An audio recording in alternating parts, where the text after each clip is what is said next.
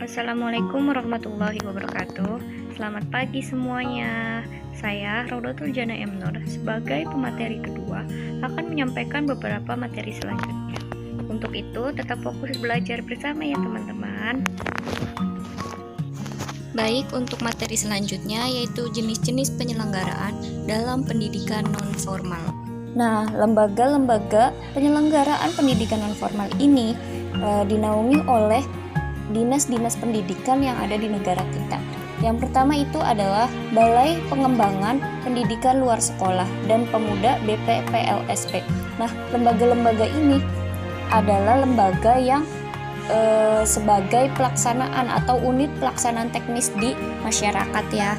Nah, yang pertama BPPLSP ini adalah yang dinaungi oleh Departemen Pendidikan Nasional dan mempunyai tugas melaksanakan pengkajian dan pengembangan program serta fasilitas pengembangan sumber daya pendidikan luar sekolah. Nah, berdasarkan kebijakan dari Departemen Pendidikan Nasional tersebut. Yang selanjutnya adalah Balai Pengembangan Kegiatan Belajar BPKB.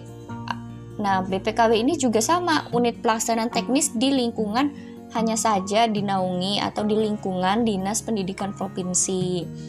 BPKB sendiri mempunyai tugas yaitu untuk mengembangkan model program pendidikan luar sekolah sesuai dengan kebijakan Dinas Pendidikan Provinsi. Yang selanjutnya adalah Sanggar Kegiatan Belajar atau SKB. Nah, Sanggar Kegiatan Belajar ini juga sama, yaitu unit pelaksanaan teknis. Hanya saja dia dinaungi oleh Dinas Pendidikan Kabupaten atau Kota. Nah, SKB secara umum mempunyai tugas yaitu membuat percontohan program pendidikan non-formal, mengembangkan bahan ajar muatan lokal sesuai dengan kebijakan Dinas Pendidikan Kabupaten atau Kota dan potensi lokal setiap daerah. Yang selanjutnya yaitu Pusat Kegiatan Belajar Masyarakat (PKBM).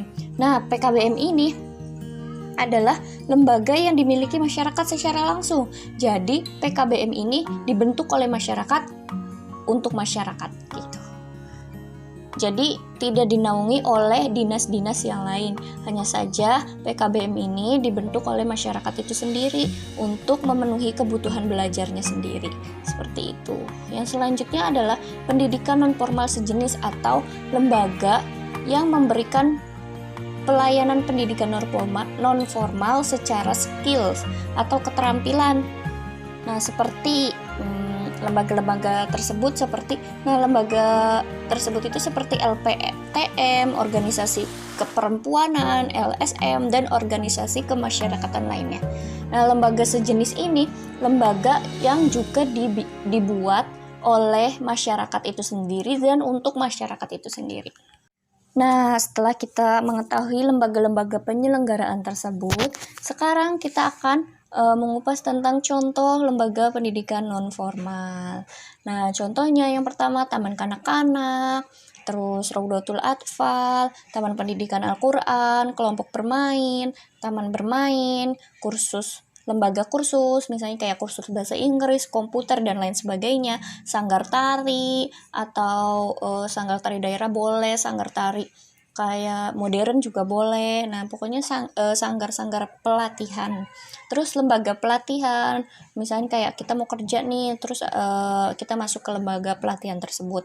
Atau kelompok belajar, misalnya kayak ada tugas, ayo kita bikin kelompok bareng, kayak gitu. Terus juga Pusat Kegiatan Masyarakat PKBM. Nah, PKBM itu kan termasuk lembaga, nah tapi dia dibikin oleh masyarakat ya. Jadi lembaga yang dibikin oleh masyarakat itu contohnya ya PKBM tersebut, misalnya kayak PKBM masjid kayak gitu tuh. Nah, terus ada majelis taklim. Nah, kayak ibu-ibu nih, misalnya kayak ibu-ibu mau ngaji kan biasanya tuh setiap daerah ada setiap hari Jumat, Sabtu, atau ada yang hari Minggu kayak gitu. Nah, untuk materi yang selanjutnya yaitu prinsip-prinsip dan tahapan pendidikan non-formal. Nah, prinsip dalam pendidikan non-formal juga tidak beda jauh dengan prinsip formal atau informal. Ya, seperti kayak pembagian kerja, wewenang dan tanggung jawab, disiplin, kesatuan perintah, kesatuan pengarahan, meletakkan kepentingan perseorangan di bawah kepentingan umum, balas jasa atau imbalan, sentralisasi, dan rantai berkala atau hinarki. Yang selanjutnya adalah langkah-langkah yang harus ditempuh dalam melaksanakan penyelenggaraan pendidikan nonformal.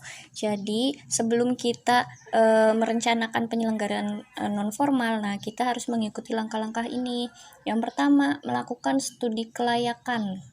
Nah, aspek yang perlu diperhatikan adalah tingkat penghidupan masyarakat, sarana pendidikan yang ada, sumber mata pencarian penduduk, potensi alam dan lingkungan, kesehatan lingkungan, tata cara hidup, adat istiadat, kebebasan, sarana kepribadian, dan kegiatan-kegiatan keagamaan, sifat khas masyarakat yang menonjol. Yang kedua adalah kita harus menganalisis studi kelayakan.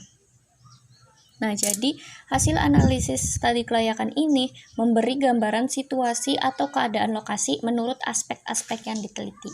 Yang ketiga adalah menetapkan daerah pengembangan. Nah, dari hasil analisis dan alternatif-alternatif yang tersedia. Dari hasil analisis dan alternatif-alternatif yang tersedia, dapat ditentukan lokasi sasaran yang dapat dijadikan sebagai lokasi binaan. Yang terakhir adalah mengidentifikasi kebutuhan belajar. Nah, kebutuhan belajar sangat besar pengaruhnya terhadap keberhasilan belajar. Yang berkaitan dengan hal atau yang berkaitan dengan keberhasilan belajar adalah apa yang ingin diketahui atau dipelajari, sumber-sumber belajar yang dapat mendukung kebutuhan belajar masyarakat, kebutuhan belajar yang belum terungkap, mempertemukan kebutuhan belajar dan sumber belajar. Selesai sudah pembahasan saya sebagai pemateri kedua. Terima kasih banyak.